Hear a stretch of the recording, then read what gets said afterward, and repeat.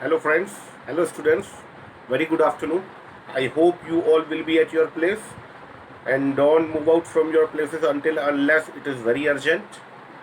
Be at your place, stay at home, stay safe.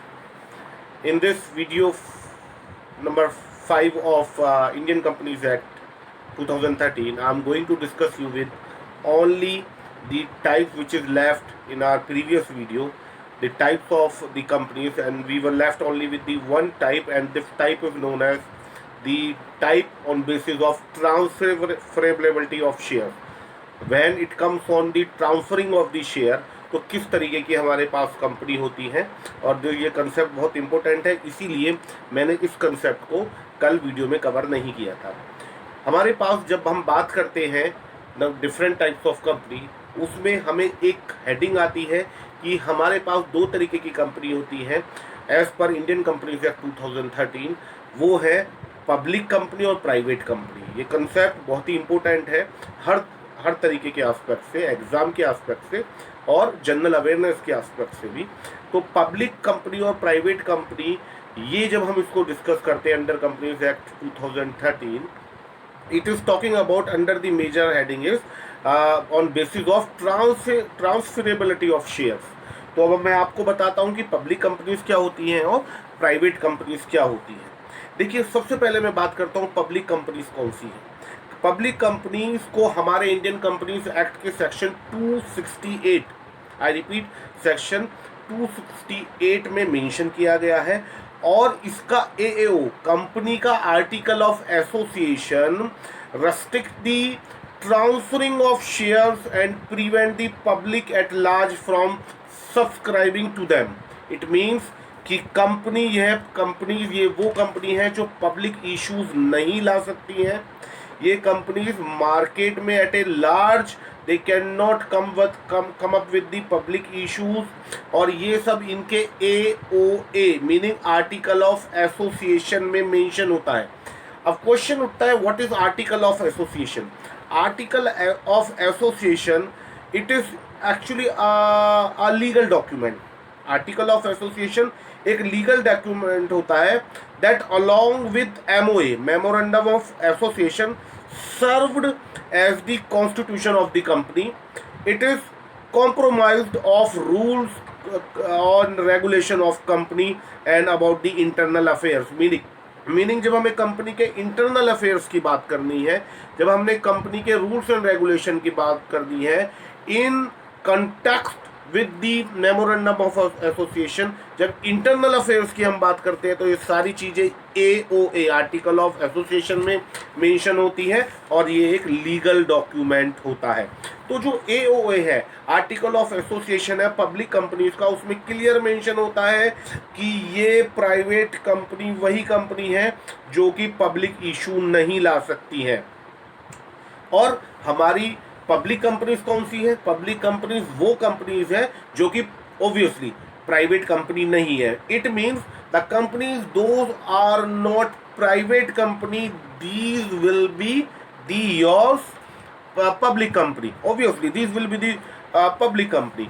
और public company को Indian companies act के section 271 में बताया गया है। I repeat, 271 of Indian companies act 2013 talks about the public company, whereas section 268 talks about the private company।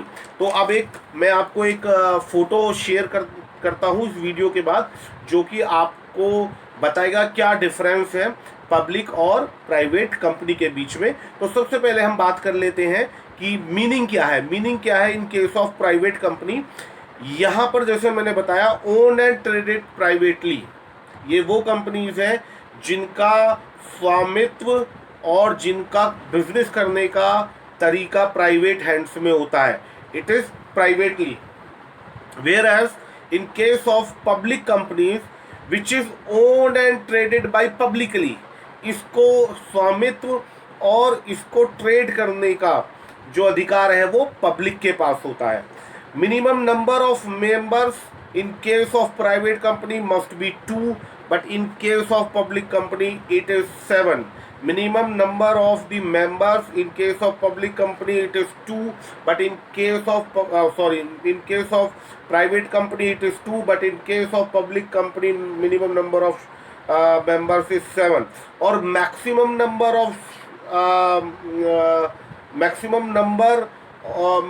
of the member in case of private company it is 200, जो पहले act में 2015 के amendment से पहले 15 था, 15 था केवल 200, और इन case of public company it is unlimited. तो अगर हम मेंबर की बात करें तो प्राइवेट कंपनी में मिनिमम 2 मेंबर होंगे, मैक्सिमम 200। पब्लिक कंपनी केस में मिनिमम 7 होंगे, maximum unlimited number of members हो सकते हैं। ठीक है, डायरेक्टर्स मिनिमम 2 होंगे इन case of the private company, but in case of the public company it will be 3. I repeat, in case of private company the number of director will be 2, minimum number of director will be 2, but in case of public company it will be 3। ठीक है, इसके बाद हम करते हैं कि start of business कैसे करता है। तो जो हमारी private company after receiving certificate of incorporation, हमने बात किया था ना आपने पिछले वीडियोस में भी, ये इनको गवर्नमेंट से सर्टिफिकेट ऑफ इनकॉर्पोरेशन, कंपनीज क्या है, it is association of incorporation.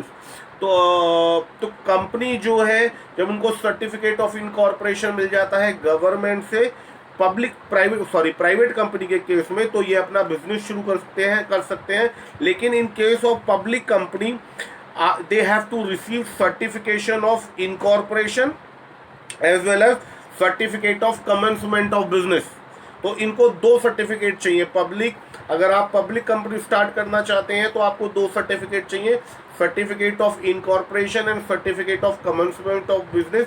But in case of private company केवल सर्टिफिकेट ऑफ इनकॉर्पोरेशन से ही काम हो जाता है और starting of business can be there.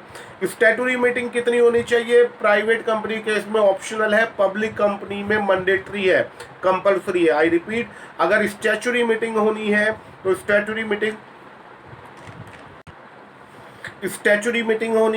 Statutory meeting in case of the private company ये ऑप्शनल है, but in case of the public company ये ऑब्लिगेटरी, कंपल्सरी स्टैट्यूटरी मीटिंग करनी ही पड़ेगी। ठीक है, पब्लिक सब्सक्रिप्शन प्राइवेट कंपनी के केस में मैंने पहले भी आपको बताया है मीनिंग में, पब्लिक के कंपनी के केस में अलाउड नहीं है, लेकिन पब्लिक कंपनी के केस में अलाउड है। पब्लिक सब्सक्रिप्शन प्राइवेट कंपनी के केस में अलाउड नहीं है, प्राइवेट कंपनी केस में अलाउड नहीं है, लेकिन पब्लिक कंपनी के केस में अलाउड है। Issue of prospectus, statement in lieu of prospectus, जब पब्लिक सब्सक्रिप्शन नहीं दे सकती प्राइवेट कंपनी तो उनके लिए issue of prospectus is not allowed, but in case of public company it is allowed, it is obligatory. Transferring of share पहले meaning में बताया है, प्राइवेट कंपनी के केस में ट्रांसफरिंग ऑफ शेयर नहीं हो सकता, केवल रेस्ट्रिक्टेड है, केवल पब्लिक कंपनी के केस में ही हो सकता है। I repeat, transferring of share can not be held in case of private company, it can be done only in case of the public company. ठीक है, एजीएम एनुअल जनरल मीटिंग कितनी होंगी और उसका क्वारम क्या होगा? तो प्राइवेट कंपनी के केस में 2 मेंबर प्रेजेंट होना जरूरी है। In case of the AGM annual general meeting, 2 member must be present in annual general meeting in case of private company, whereas 5 member must be presented there in the case of public company। तो ये quorum है AGM का। इसकी तो ये basic कुछ discrimination है, कुछ डिफरेंशिएटिंग पॉइंट है हमारे, जो हमको पब्लिक और प्राइवेट कंपनी को डिफरेंशिएट करने में हमको हेल्प करते हैं। इसके अलावा एक बहुत बड़ी चीज़ जो मैं आपको बताना चाहूँगा इन केस ऑफ प्राइवेट कंपनी में मिनिमम मेंबर कितना होना चाहिए? 2, और मैक्सिमम मेंबर होना चाहिए 200। और इसमें एक क्लॉज है कि 200 हमारे मैक्सिमम मेंबर्स हैं इन केस ऑफ प्राइवेट कंपनी, इसमें इनके वो इन्वेस्टर्स जो कि तो इनके जो 200 मैक्सिमम मेंबर्स हैं उनमें इनके प्रेजेंट और जो फॉर्मर एम्प्लॉयज है और जो इन्वेस्टर है, शेयर होल्डर्स है, उनको काउंट नहीं किया जाता है। I repeat, they are present and formal employees, those are also the investor these will not be including in the number of the members. I just read a line for you. This number does not include present and former employees who are also members. I repeat, this number does not, 200 number, meaning the 200 number does not include present and former employees who are also members. और इसके अलावा अगर jointly दो अलग अलग लोगों पर shares है तो उनको एक ही करके ट्रीट किया जाता है. आई रिपीट, अगर ए और बी जॉइंटली किसी इस कंपनी के शेयर होल्डर हैं तो उनको एक करके कंसीडर किया जाता है in maximum number of maximum number of member in case of private company. तो ये थोड़ा सा डिफरेंस था between the private and public company. मैं आपको अभी एक फोटो भेजता हूँ, आप फोटो देखिए, उसमें डिस्क्रिमिनेशन दिया हुआ है on different basis of parameter, and then you hear this video time and again and you will be able to understand. Thank you.